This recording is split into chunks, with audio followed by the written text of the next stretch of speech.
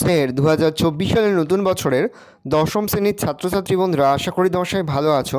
আজ আমরা যে বিষয়টি নিয়ে আলোচনা করব, দশম শ্রেণীর সেকেন্ড সামেটিভ অর্থাৎ দ্বিতীয় পর্যায়ক্রমিক মূল্যায়নের ভূগোলের সিলেবাস, প্রশ্নকাঠামো এবং নমুনা প্রশ্নপত্র নিয়ে। প্রথমে তোমরা সিলেবাসে দেখে নাও কী কী বিষয় তোমাদের সেকেন্ড সামেটিভ অর্থাৎ দ্বিতীয় পর্যায়ক্রমিক মূল্যায়নে থাকবে। দ্বিতীয় পর্যায়ক্রমিক মূল্যায়নের ক্ষেত্রে ফুল মার্কস থাকবে 50, তার মধ্যে তোমাদের 40 নম্বরে যে লিখিত পরীক্ষা হবে আর 10 নম্বরে তোমাদের প্রজেক্ট জমা দিতে হবে। 40 নম্বরে যে লিখিত পরীক্ষা হবে তার সিলেবাসে দেখে নাও কী কী বিষয় তোমার থাকবে বায়ুমণ্ডল, বাড়িমণ্ডল, ভারতের অর্থনৈতিক পরিবেশ, এই বিষয়গুলো তোমাদের কিন্তু সেকেন্ড সামেটিভ অর্থাৎ দ্বিতীয় পর্যায়ক্রমিক মূল্যায়নে থাকবে। সরাসরি স্ক্রিনে কিন্তু আমরা দশম শ্রেণীর সেকেন্ড সামেটিভ অর্থাৎ দ্বিতীয় পর্যায়ক্রমিক মূল্যায়নের ভূগোলের কোশ্চেন পেপারটা দেখতে পাচ্ছ। ফুল মার্কস তোমাদের রয়েছে 40 আর সময় তোমাদের রয়েছে 1 ঘন্টা 30 মিনিট। প্রথমে তোমাদের রয়েছে বিভাগ ক, একে দাগে রয়েছে সঠিক উত্তরটি নির্বাচন করো। প্রতিটি প্রশ্নের মান 1 করে 1 × 8 = 8। প্রথম, বায়ুমণ্ডলে যে গ্যাসটি সবচেয়ে বেশি আছে সেটি হলো O2, CO2, N2, O3। উত্তর হবে N2। পরের প্রশ্ন, প্রতি 1000 মিটার উচ্চতায় বায়ুর উষ্ণতা হ্রাস পায় 6.1 degree centigrade, 6.7 degree centigrade, 6.4 degree centigrade, 6.6 degree centigrade. উত্তর হবে 6.4 ডিগ্রি সেন্টিগ্রেড। পরের প্রশ্ন, বায়ুর চাপমাপক যন্ত্রের নাম থার্মোমিটার, হাইগ্রোমিটার, অ্যানিমোমিটার না ব্যারোমিটার। উত্তর হবে ব্যারোমিটার। তাহলে বায়ুর চাপমাপক যন্ত্রের নাম ব্যারোমিটার। প্রশ্ন, জাপানের পাশ দিয়ে প্রবাহিত উষ্ণ স্রোতের নাম অ্যালুসিয়ান, কুরোশিও, কিউরাল, আগুলহাস স্রোত। উত্তর হবে কুরুশিয়া বা কুরুশিও। পরে রয়েছে, প্রতিটি জোয়ার ভাটার স্থিতিকাল 5 ঘন্টা, 6 ঘন্টা, 10 ঘন্টা না 12 ঘন্টা। উত্তর হবে 6 ঘন্টা। প্রশ্ন, ভারতের রুট বলা হয় ভিলাই, রাঁচি, দুর্গাপুর না বোকারোকে। উত্তর হবে দুর্গাপুরকে। প্রশ্ন, ভারতে জনগণনা প্রথম শুরু হয় 1867, 1881, 1871, 1872 সালে। উত্তর হবে 1871 সালে। প্রশ্ন, ন্যানো কারখানা অবস্থিত গুজরাটে, পশ্চিমবঙ্গে, মহারাষ্ট্রে না উত্তরপ্রদেশ। উত্তর হবে গুজরাটে।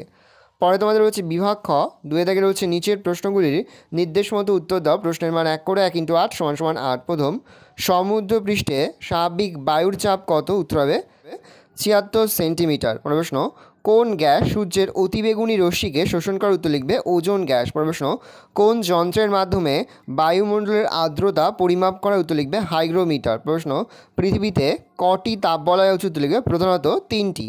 রয়েছে, বায়ুমণ্ডলের সর্বনিম্ন স্তরটি হলো আয়নোস্ফিয়ার। উত্তর হবে ভুল, তাহলে আমরা অশুদ্ধ লিখব। প্রশ্ন, সমুদ্র স্রোতের উৎপত্তির মূল কারণ কি? উত্তর লিখবে পৃথিবীর আবর্তন গতি। প্রশ্ন, সিজিগি বলতে কী বোঝো? উত্তর লিখবে চাঁদ, সূর্য ও পৃথিবী যখন একই সরলরেখায় অবস্থান করে তখন তাকে সিজিগি বলে। তাহলে চাঁদ, সূর্য ও পৃথিবী যখন একই সরলরেখায় অবস্থান করে তখন তাকে সিজিগি বলে। পরের প্রশ্ন, উষ্ণ স্রোতের অপর নাম হলো ড্যাশ। উত্তর লিখবে পৃষ্ঠস্রোত বা বহিঃস্রোত। পরে হচ্ছে, বাদাম একটি ড্যাশ। উত্তর লিখবে বীজ শস্য। পরে হচ্ছে, বিশুদ্ধ কাঁচামাল কি? অথবা রয়েছে ভারতের গম গবেষণাগার কোথায় অবস্থিত? লিখবে পুসায় অবস্থিত। সোনালী চতুর্ভুজ কাকে বলে? অথবা রয়েছে, ভারতের নগরের সর্বনিম্ন জনসংখ্যা কত? উত্তর হবে 1 লক্ষের বেশি।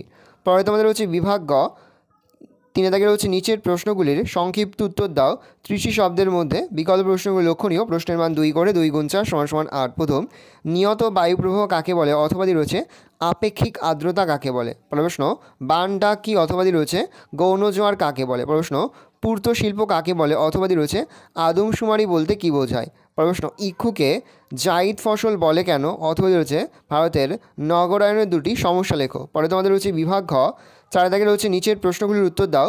বিকল্প প্রশ্নগুলি লক্ষণীয়। প্রশ্নের মান 3 করে 3 × 2 = 6। প্রথম, বৈপ্রত্যুত্তাপ কাকে বলে? চিত্রসহ বুঝিয়ে দাও। অথবাদি রয়েছে গ্রিন হাউস গ্যাসগুলি কী কী? পরে হচ্ছে, অমাবস্যাতিথে জোয়ারের প্রাবল্য সবচেয়ে বেশি কেন?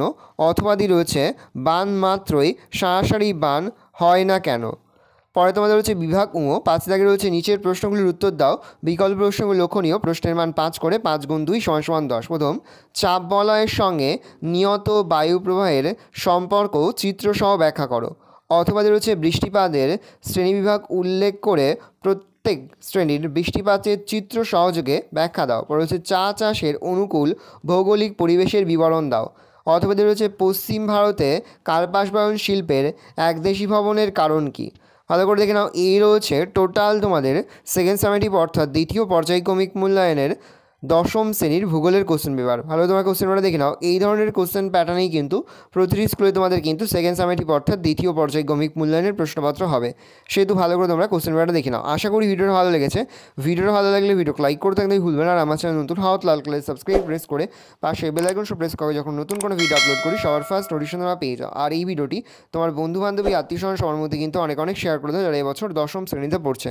আমরা কিন্তু ইতিমধ্যে দশম শ্রেণীর প্রতিটি বিষয়ের সিলেবাস, প্রশ্নকাঠামো এবং নমুনা প্রশ্নপত্র কিন্তু আপলোড করে দিয়েছি। তোমাদের এখনও পর্যন্ত সেই ভিডিওগুলো না দেখে থাকো, ভিডিওগুলো কিন্তু তাড়াতাড়ি দেখে নাও। তোমাদের সকলকে জানাই আগাম পরীক্ষার অনেক শুভেচ্ছা এবং অভিনন্দন। একেবারে ভিডিও শেষে স্ক্রিনে তোমরা একটা প্লেলিস্ট দেখতে পারবে, তার উপরে ক্লিক করলেই সমস্ত ভিডিওগুলোই কিন্তু তোমরা পর দেখে নিতে পারবে।